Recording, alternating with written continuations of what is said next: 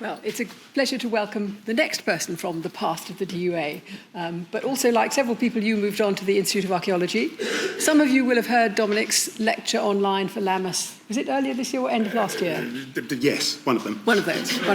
Anyway, we're close on time, so I won't say any more, but thank you very much. Awesome, Go ahead. thank you. Right, I shall move on to me. There we go, that's me. I won't apologise for the title, but it's try and focus our attention on a particular era in the invention of field archaeology in the UK. The 1970s were enormously important in the development of systems and approaches. So this is mainly a discourse on methodology, and for those of you who are practicing archaeologists, some of this will be close to the point. For others, come with me as we detour into field methodology. In that detour, I'm talking largely about the clever inventions and the clever activities of all sorts of other people. And I will try and name check them as I go along, but a couple are in the audience. And where I get it wrong, I expect squeals and shouts, and I will correct my knowledge.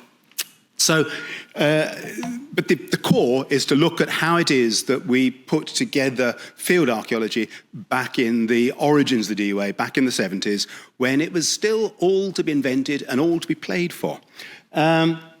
And I will take you towards the concluding part, which is to look at the particular publication flagged up there. This was John Cotton said, "Oh, talk about something you did with that." So I'm talking about something we did with that.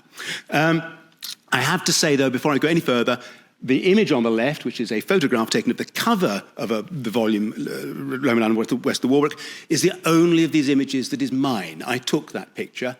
Everything else is begged and borrowed and stolen, and I do please ask forgiveness for those whom I can't properly acknowledge as I go through, but half of it has been sitting on my laptop for years, and I don't quite keep the right records. So my apologies, and if I'm infringing on anyone's copyright, then please do get in touch with me. My email address is up there, and I will promptly withdraw the materials from circulation. But I'm taking you back even before the foundation of the DUA, back into the heady early days of post-war reconstruction in Britain. And it was then that the science of urban archaeology began to come together as a response to development threat. And so I have to start with the Festival of Britain, because I think everything really starts with the Festival of Britain. Moving into a world which was a bright new world of rebuilding London, a sense of optimism, much in the hands of architects, but it was a building boom. It was a world of clearance of war destruction and clearance of slums and brave new Britain coming out of it.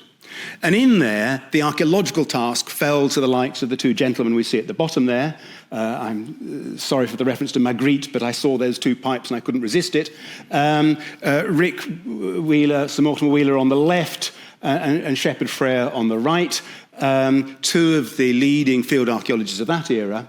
And the work that Shepherd Frere was doing in post-war reconstruction in Canterbury and in Verulamium, and of course Professor Grimes, Peter Grimes in London, which I'm going to sidestep in detail, but it underlies so much that we do, was part of this getting our cities back on their feet and touching base with the importance of the past. And then the Roman past was still very much part of our sense of British colonial still identity and civilization that we were building on as we rebuilt. And in there, those of you who are keen on field methodology will be well aware of the importance of what was called the Wheeler-Kenyon method, and this was largely pioneered at Verulamium, St Albans, just up the road from here. And these box trenches, being dug in nice square trenches, allowed our directorial figures, and this is a line taken from Wheeler's Archaeology from the Earth, I think one of Wheeler's books anyway, a commanding officer with a bevy of subalterns. And these are the students and the workmen who are conducting field archaeology.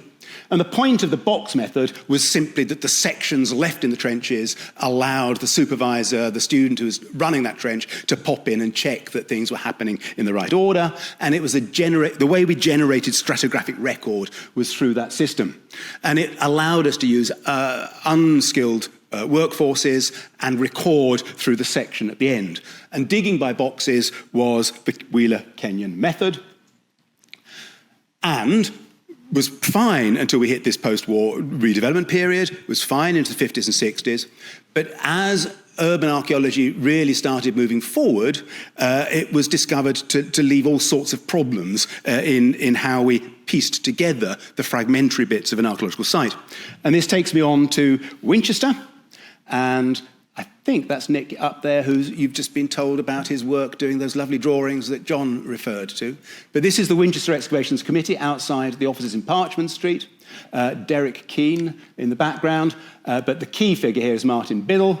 And Martin Biddle on the right there was the leader of the excavations at Winchester. And in the 1960s, he pioneered a new form of excavation, which involved not keeping those boxes, those Willerian boxes, but using these temporary sections so you could still record stratigraphic sequence, but at the same time remove them down to the main phases. And as you hit down a phase, you could then see these structures uninterrupted by those clumsy, thick bulks that may well have interrupted the recording of sequence and the understanding of plan. Now, the main reason I'm showing you this slide is not because the Brooks was a wonderful excavation, but because I, as a 15-year-old, removed that section just down there.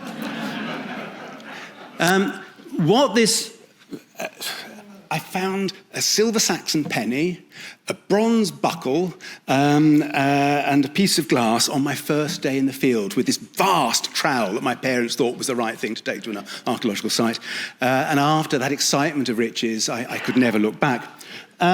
Ignoring my personal contribution to what you see there, which was minimal, the point of excavating open areas, which Martin did pioneer from 1964 onwards, was that it made it much more difficult to understand sequences, stratigraphic ordering.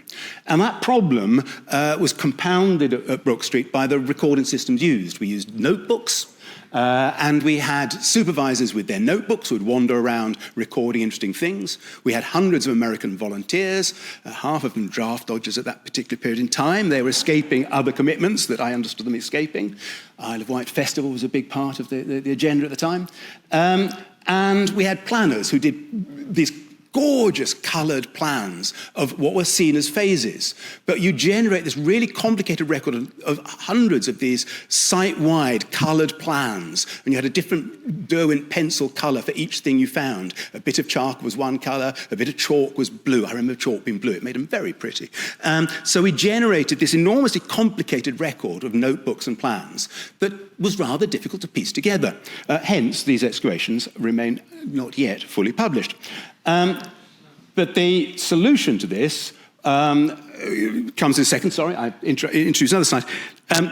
What Biddle was doing in Winchester in the 60s was the training platform that generated the new archaeologists who could tackle urban archaeology.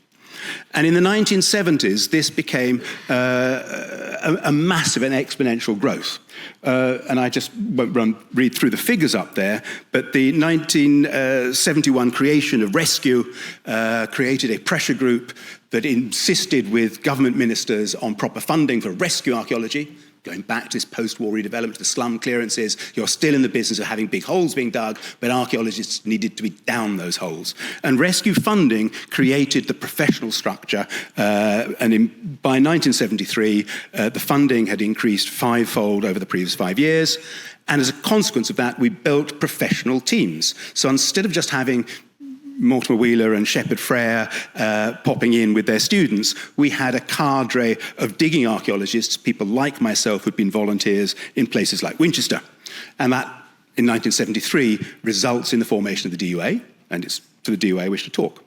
So there we were, and the line at the top is taken from a publication. It's Peter Wade Martin's book, said that foundation meeting was attended by over 700 people, mostly under the age of 30. And that's to give you this sense of it being a very young group of people who are coming together to change the world, we thought. We thought.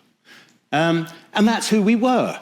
And again, I'm sorry about making this personal, but that having become now emeritus professor, I'm allowed to. I would ask you to guess which one I am, but it's not particularly fair. I'm that one. Those who know my subsequent professional career would be surprised to see that kind of smiling face next to me is that of Martin Millett. Our disagreements have grown since then. sorry, his scholarship is awesome, and I tease. But that gathering is to remind you, as John's picture did, of our flared trousers, our somewhat hippie-esque affiliations, although Tim Tatton Brown does look slightly semi-detached from the gathering.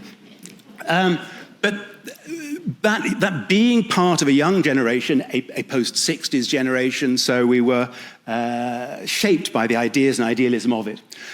When, for instance, the Norfolk Archaeological Unit was set up in 1972, just before the DUA, the archaeologists coming together tried to ensure that it was established as a collective where everyone got paid the same, regardless of their job titles, that they would all discuss together every Monday morning what they should be doing as a team. And that sense of collective egalitarianism was part of the underlying philosophies of the time. And as archaeologists, we were always also being deeply influenced by new ideas about what archaeology was. The new archaeology was the flavour of the early 70s. David Clarke's article, A Loss of Innocence in Antiquity, published in 1973, is seen as a seminal moment in British archaeology. And this was about identifying that the scientific methods we used, the rigour with which we did it, would generate data that would make sense of the world. So we're moving away from historians and narratives and cultural history and the idea of society as being about big men, and into a world in which our meticulous attention to detail, be it dendrochronology, be it finds, be it stratigraphy, would give us a platform of generating new understandings. I refer to that, and I just brought you across to my own personal debt, and it says personal at the top, but I had grown up reading Asimov's Foundation trilogy, also famous for writing the iRobot stories.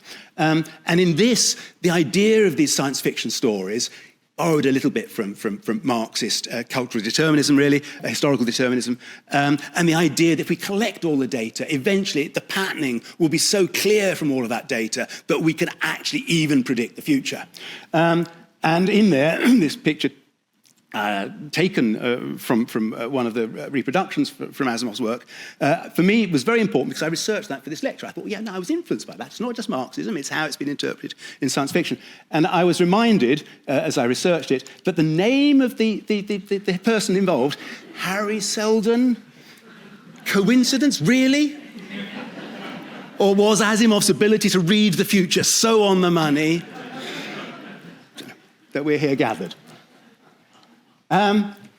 So I now return to Winchester. I'm sorry I took that little detour, but I just wanted to set in the context of what we were like as people at the time. The problems of the Brook Street excavation were tackled by Ed Harris, this Bermudan chap on his bicycle on the left. Ed and I shared accommodation in Winchester, and I have to confess that I somewhat idolised him. I was at that sort of 16-year-old age where a 22-year-old who really seemed to know what was going on. And we didn't have social media, and we couldn't afford to go to the pub. So in the evenings, Ed would sit down and scribble on bits of paper and explain to me all the ideas that got written into his PhD thesis. But the core of it was this identification that what we were doing at Brook Street needed rethinking a bit, and we could sit down and work out better ways of ensuring that the open area excavations didn't lose us the ability to record sequence. And the matrix was invented. And ignore the dates on the right there, just to show that over a very rapid period in the 1970s, Ed's ideas had enormous influence, because we were these new people coming into archaeology, building these new units, lots of ideas floating around, and these caught. And in particular, they caught here in London. And although London wasn't where the ideas were first experimented with, London was where those ideas became systematized and became part of a field methodological practice that still has an enormous impact on how archaeology is practiced, not just in this country, but internationally. And the key figure here, much undersung, and I've never actually met, I believe he's now a Liberal Democrat councillor in Ludlow, is the chap on the bottom right there. That's Andy Boddington. And Andy had been given the job of supervising on the Newgate Street site, which we've heard about this morning, in its transition from being an excavation of a medieval cemetery to being the excavation of the Roman sequences we've seen earlier on. The middle picture there shows some of the early stages of the excavation process. And Andy, with his colleagues, and it's not a unique matter, John Schofield here was very instrumental in designing much of the documentation that went with it. This system came together as what's now called the Molar system. At the time it was called the DUA system, and that is the idea of recording using plan overlay as the way of recapturing sequence where you can't observe it directly. And plan overlay meant a lot of system in how you drew your context sheets. And just to share the value, and I don't know, people at home, I'm afraid, won't be able to check, but that is, of course, John Schofield in the middle there. The supervisor who took over from Andy, who actually made it work in practice, is Steve Roskams, who's just there, who we mentioned briefly when we were talking about Billingsgate. But everyone in this picture has a role to play in this. I'm afraid I'm the chap at the back looking as if I'd rather be somewhere else. I didn't. I was busy emptying cans of, what was it, Sainsbury's? No, whichever it was. And if you enlarge this enough, you'd probably find half of the detritus found there comes out of that party. This is an end-of-dig party, so the rubbish you found on site over the last few years came from this party.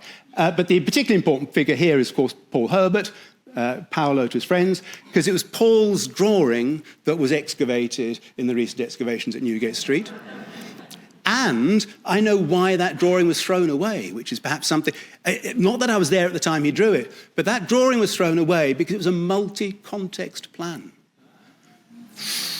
And those of us who know the secrets of single context planning know each piece of permatrace has to have its own separate drawing. Each context has to have its own separate piece of permatrace drawing. So Paolo had obviously, to speed the process, drawn several contexts onto a single sheet of permatrace, and then he'd go back over a cup of tea, trace them off so each one had its own piece of permatrace, and that in-field record gets thrown away. That is a product. That particular thrown away piece of paper is a product of the invention of a system that has generated and propagated field systems worldwide. And I know I personally was involved in introducing some of these ideas to Italy when I worked there, and indeed to the Middle East when I worked there as well. But I know of colleagues who've taken them Spain and throughout the world. And I say colleagues, there was a slight sense of missionary zeal about it all. If you dug the system, you believed in the system, everybody played their part, it was a collective endeavour. Automation of process. Now, automation has all sorts of problems with it, but it's this. Every single archaeologist on the team, not your supervisor, not your planner, not your surveyor, not your director, every archaeologist was an equal player in following these rules. And this is the manual that John referred to, 1980 it's published in, but this system was already written down on paper on the Newgate Street site, certainly by 1977 it was practiced. And that practice was gospel, and we spread the gospel. And it's, yes, there you go, that's your single context planning. That drawing is of a layer that disappears off there. And that sits in a separate plan area. So it sits on a separate piece of paper. And never should you get the southwest coordinates muddled up. That sense of collective endeavour. We'd come out of a generation that came together as young people. We were using systems that removed aspects of hierarchy. And Phil Barker's book, The Techniques of Archaeological Excavation, although Phil himself used different systems, refers to this idea of us as excavators being all period technicians, recording detail, stuff we didn't understand. And the point about urban archaeology is, because we're always only ever looking at a fragment of a landscape, each trench, each sondage, each bit of the watching brief, you only pull it together in post-X. You don't see the whole site in one clear Winchester-style digging to phase thing. Martin Biddle spent 6-7 years on the Brook Street site, and even then had to hurry at the end. We did not have that luxury. So a system that we could apply uniquely. And Ed himself, in a later publication, but referring back to the ideas behind it, his system, briefly he called it the Harris-Winchester matrix, but he seems to have dropped that out of his publications over the last 20 years, was that it was the digger, it was the excavator who was a skilled member of the team who knew what they were doing. And this, in turn, going back to what I was talking about, how Norfolk was set up as a unit and the ideas of the time, was that we could almost escape having hierarchies at all. We only played with it once, because actually having somebody in charge you can phone up and ask to do things kind of helps. But we did excavate one site. I think it was more because we'd run out of seniors to apply to it. But POM stands for Post Office Middle. It's that excavation at the back of the GPO site. And that was run by a collective. There was a group of well-skilled archaeologists who, in theory, about 7 of them could come together and make it work. Not really quite how the future was cut out. And indeed, on a site I was working on, we in 1979 also argued about whether we could not just pool all our wages and be paid the same and treated the same. Not ideas that stuck and probably didn't have a real future. But the background to this is, of course, and this is a Hobley's Heroes website picture, but Derek, Annie, Steve, the supervisor of Newgate Street, Johnny Milner, are standing at the gate onto the Newgate Street site as a picket line in a 1979 industrial dispute. We were unionised. If you look at the Hobley's Heroes website, for those of you who like doing these things, they've got all of the weekly whispers and Hobley's Heroes and radiocarbon newsletters. And in those newsletters, you'll find about 20% of what was written was about union meetings, 20% was about socialising, those sorts of things. But the problems were that we are pulling together all of this wonderful data from these newly invented systems, doing it by numbers. But Steve Roskins in particular, and myself, really did feel that the point of collecting data is, of course, to make sense of it. I mean, that's why you dig. We were digging then as rescue archaeologists, but behind an idea that what we dug should mean something.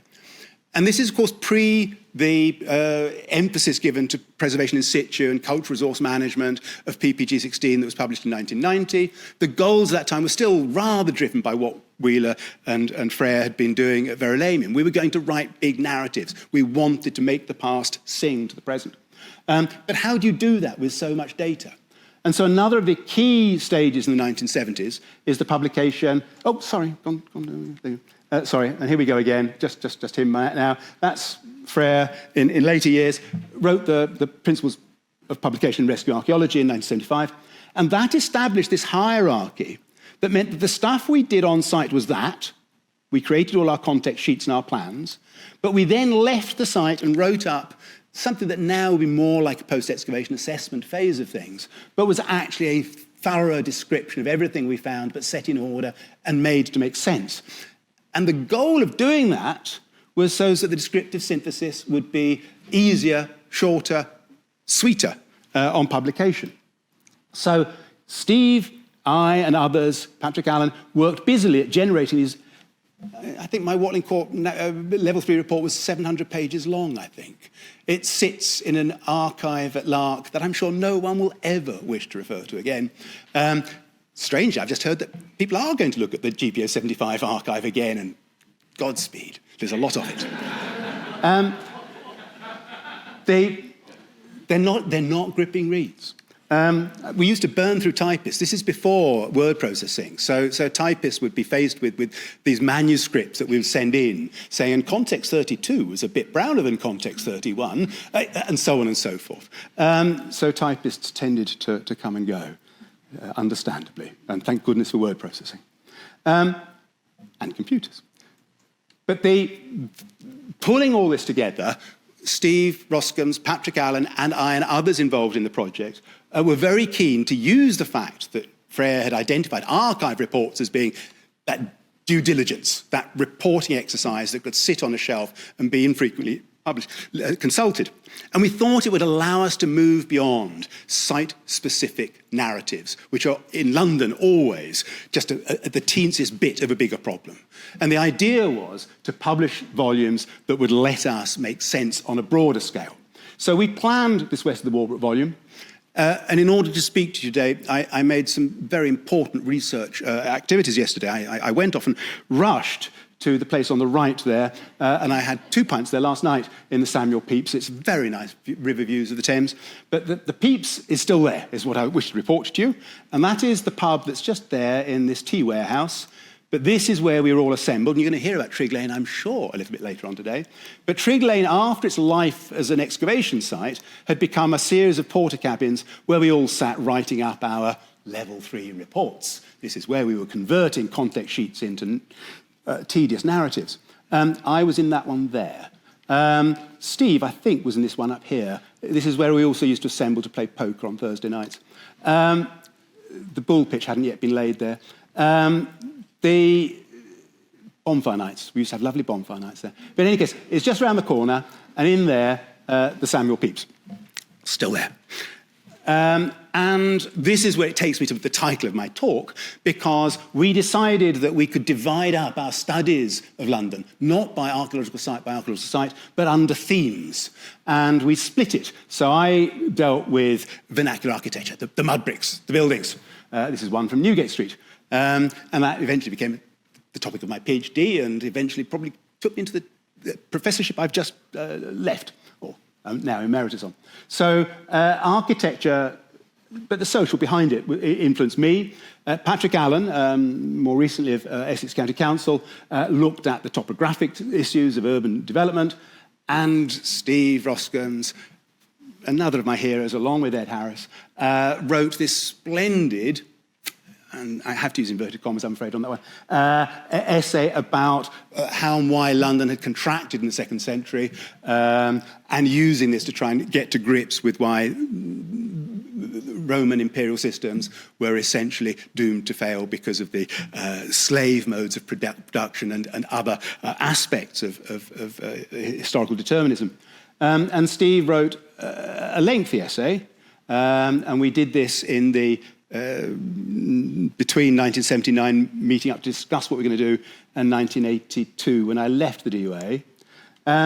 But the exercise didn't quite get past the academic referees. The published volume had to be redrafted on various occasions. All of the introductory bit describing site sequences was added to show that there was a site narrative driving it all. And the Marxist essay became 3 pages of, oh, we ought to look at this. Wouldn't it be nice to do the other? But this is a quote. I looked it up yesterday. And the "it has been decided" was not actually where Steve and I had intended to go when we started drafting it. So I'm talking about a flawed volume, but I was asked to mention it. The key point I wanted to make was that we were still inventing and experimenting with what archaeological excavation was, how it was done, what its purposes were, and how we disseminated and used the results of excavation. And that was because we were a young generation with some ideals that needed further fire testing by confrontation with reality. This is my last slide. The word legacies and critiques kind of gives the game away here. I might even finish on time, which for me would probably be a first. And I just wish to go, that period of invention in the 1970s in terms of field method and approaches to publication gives way to the further professionalization of the 1980s, which is where we start seeing the benefits of developer funding, where we start to see approaches to post-excavation develop the same rigors of system that we've been applying to fieldwork, and where the shift in attention in what to publish and how to publish moves towards understanding better integrated site narratives that are still able to talk about themes and issues beyond the footprint of the excavation site. And when you look at the current series of Museum of London publications, I was going to say uniformly excellent. Of course I can pick holes in the argument here and there because that's being an academic makes you think that way.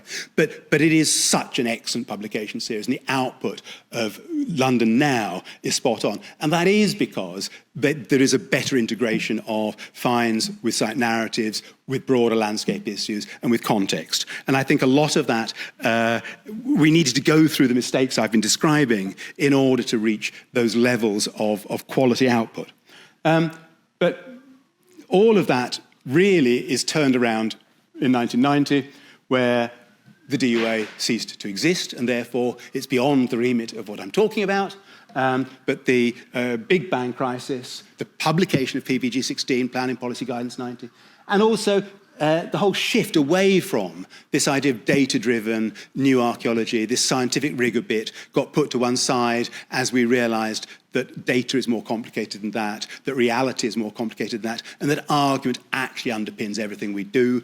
And yes, we still need system and rigor, and DOA systems do live on through system and rigor, but it has to be for a purpose. And I think some of those purposes required the inventions of the late 1990s and early 2000s.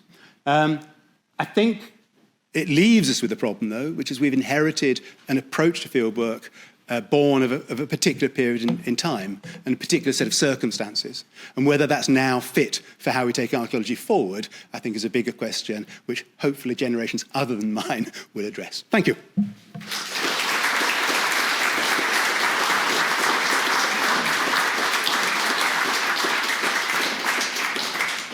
Thank you very much indeed, Dominic, for another set of reminiscences and challenging thoughts about the past that we've all lived through.